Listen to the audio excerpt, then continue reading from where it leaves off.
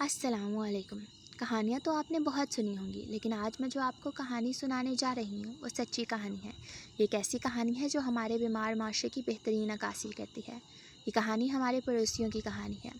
آج سے تقریباً 3 سال قبل ہمارے پڑوس میں کرائے کے مکان پر ایک باپ بیٹا آئے تھے۔ وہ باپ بیٹا کم اور جانی دشمن زیادہ لگتے تھے۔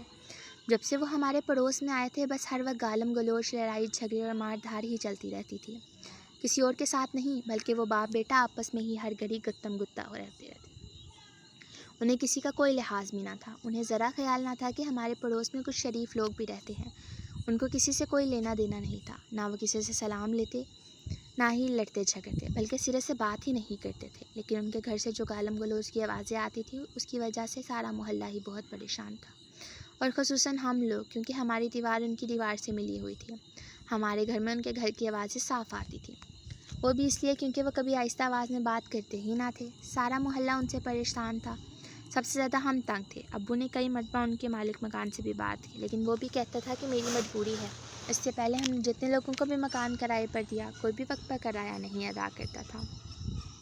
یہ لوگ وقت پر کرایہ ادا کرتے ہیں، اس لیے انہیں یہ مکان دیا ہے۔ صرف ہم ہی نہیں بلکہ محلے کے کئی لوگوں نے ان کی شکایت کی۔ کچھ لوگوں نے انہیں سمجھانے کی بھی کوشش کی، لیکن یہ کسی کی بات پر کان ہی کہاں دھرتے تھے۔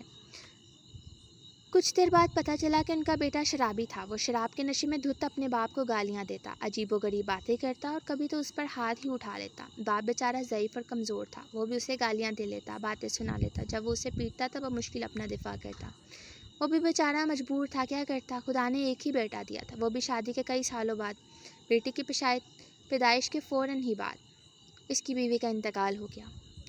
بچے کو اکیلا گھر میں چھوڑ کر کمانے نکل پڑتا۔ جوں بچہ بڑا ہوتا گیا باہر گھومنے پھرنے لگا۔ جیسے ہی اس نے سنبھالا وہ باپ کے ہاتھ سے نکلتا چلا گیا، بہت ہی جلد نشے کا عادی بن گیا۔ یہ باتیں اس آدمی نے کسی کو بتائی نہیں تھیں، لیکن کبھی کبھی جب اس کا بیٹا اس کو مارتا یا کوستا تو اس کی باتوں کے جواب میں اس کو باتیں سناتا، کبھی کبھی تو بد دعائیں بھی دینے لگتا۔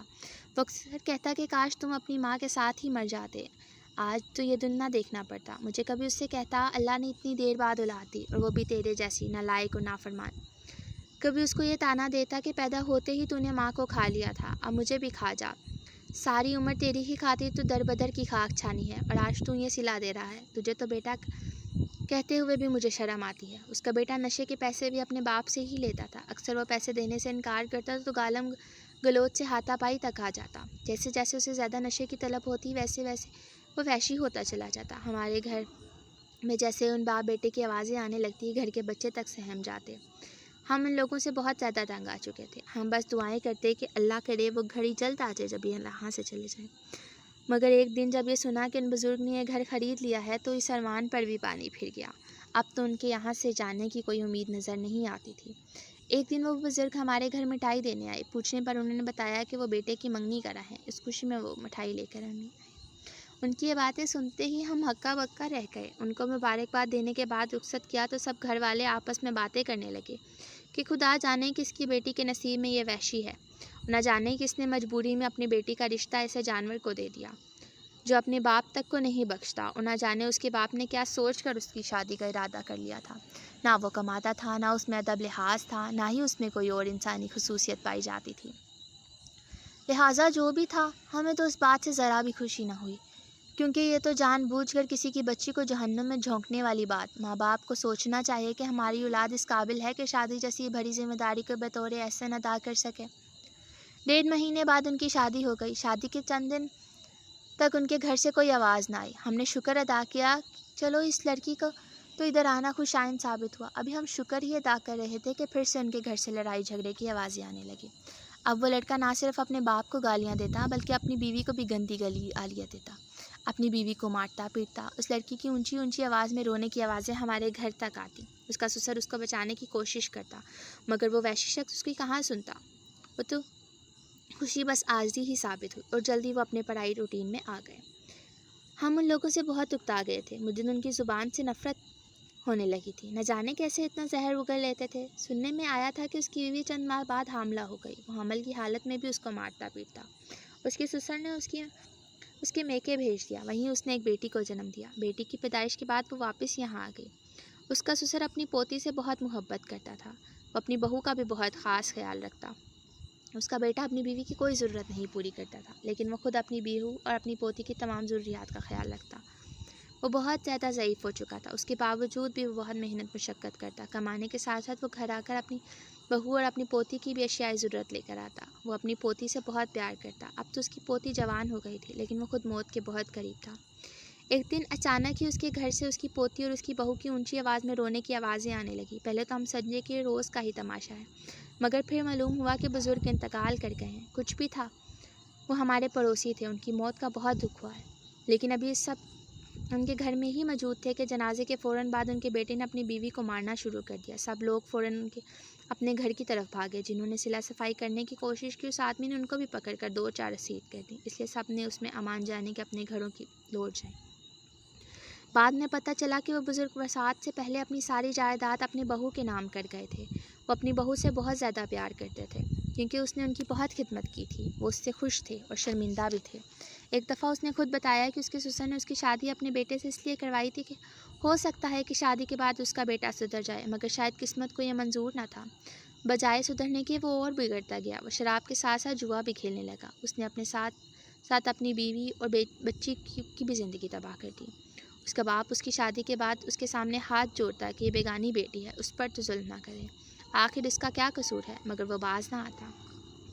وہ اپنی ساری زندگی بس اس سے یہی کہتے رہے، سدھر جاؤ، اور شادی کے بعد تو نے انہیں ان کی زیادہ فکر ہوتی تھی۔ وہ اسے اکثر کہا کرتے کہ میری زندگی کا کچھ پتہ نہیں، میرے مرنے کے بعد تم نے ہی اپنی بیوی اور بیٹی کو سنبھالنا ہے، اس لیے ہوش کی ناخن لو۔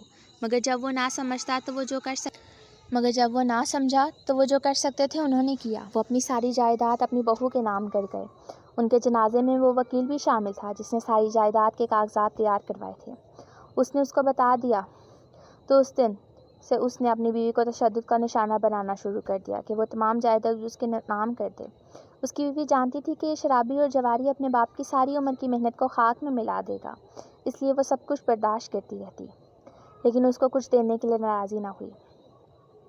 اس کا شوہر جب ہر طریقہ آزما کر تھک گیا تو ایک دن وہ اپنے ساتھ گھر میں ایک آدمی کو لایا۔ اس نے ساتھ میں اپنی بیٹی کے کمرے میں بھیج دیا اور خود اپنی بیوی کے پاس گیا۔ اس نے اپنی بیوی کو بولا کہ اگر تم ابھی جائیداد میرے نام نہ کرو گی تو وہ جو آدمی تمہاری بیٹی کے کمرے میں ہے وہ کچھ بھی کر سکتا ہے، اس سے سمجھدار بنو، اچھی ماں ہونے کا ثبوت دو اور اپنی بیٹی کو بچا لو۔ وہ اس پر چیخی چلائی، اس نے اس کی منت سماجت بھی کی، پر وہ اس کی ایک نہ سنتا۔ اس کی بیوی اس سے کہہ رہی تھی کہ آج تو تم انسانیت کے درجے سے نیچے گر گئے ہو، بلکہ تم نے تو حیوانوں کو بھی پیچھے چھوڑ دیا ہے۔ کون سا سبب ہوتا ہے جو اپنی بیٹیوں کے لیے اس طرح سوچتا ہے، مگر تم بہت غلیظ انسان ہو۔ ساتھ وہ اس بات پر حیران بھی تھی کہ وہ تو اپنی بیٹی سے بہت پیار کرتا تھا، وہ اپنے باپ پر بھی ہاتھ اٹھا لیتا تھا، لیکن اس نے آج تک کبھی اپنی بیٹی پر ہاتھ نہیں اٹھایا تھا، نہ اس نے کبھی اس کو گالی دی تھی۔ لیکن ایک دم سے اس کو کیا ہو گیا تھا کہ وہ اس حرکت پر اتر آیا، پر سوچنے کا وقت نہ تھا، کچھ بھی ہو سکتا تھا، اس لیے اس نے فوراً ہی کاغذات پر دستخط کر دیے اور ساری جائیداد اس وقت کے نام کر دی۔ کاغذات اس کو تھماتے ہی وہ فوراً کمرے کی طرف بھاگی جہاں اس کی بیٹی تھی۔ جیسے ہی اس نے کمرے کا دروازہ کھولا اس کی دنیا ہی اجڑ گئی۔ کمرے میں موجود اس آدمی نے تیز دھار آلے سے اس کا سر تن سے جدا کر دیا تھا۔ اس کمرے میں خون کی ندیاں بہہ رہی تھیں۔ وہ سر کو پکڑے زور زور سے چیخنے لگی تو اس کا شوہر بھی بھاگ آیا۔ جب اس نے بھی یہ منظر دیکھا تو اسے اپنی نظر پر یقین نہ آیا۔ اس نے فوراً سے اس آدمی کا گریبان پکڑ لیا اور اسے کہنے لگا کہ میں تمہیں اس کام کے لیے نہیں لایا تھا، میں تمہیں صرف اپنی مدد کے لیے لایا تھا، میں نے تمہیں صرف کمرے میں رہنے کے لیے بولا تھا، میں نے تمہیں یہ نہیں بولا تھا کہ تم میری بیٹی کو کسی قسم کا نقصان پہنچاؤ، یہ تم نے کیا کر دیا، میں تمہیں نہیں چھوڑوں گا۔ وہ آدمی ہاتھ ملتے ہوئے بولا، چل چل بکواس بند کر، بہت دیکھے تیرے جیسے، جانتا ہے کب سے مجھ سے جو ہارتا آ رہا ہے، اب تو تم مجھے اپنی 7 نسلوں کی جائیداد بھی دے دے تب بھی تیرا قرض نہ اٹھے گا، میں تھک گیا ہوں تیرے گھر کے چکر لگا لگا کر، مجھے یہی آخری حل ملا تھا۔ اس کی بیوی تو ویسے ہی پاگل ہو گئی، اس نے بھی وہاں کھڑے کھڑے خود کو قتل کر لیا، اس کے ساتھ ہی وہ خاندان ختم ہو گیا۔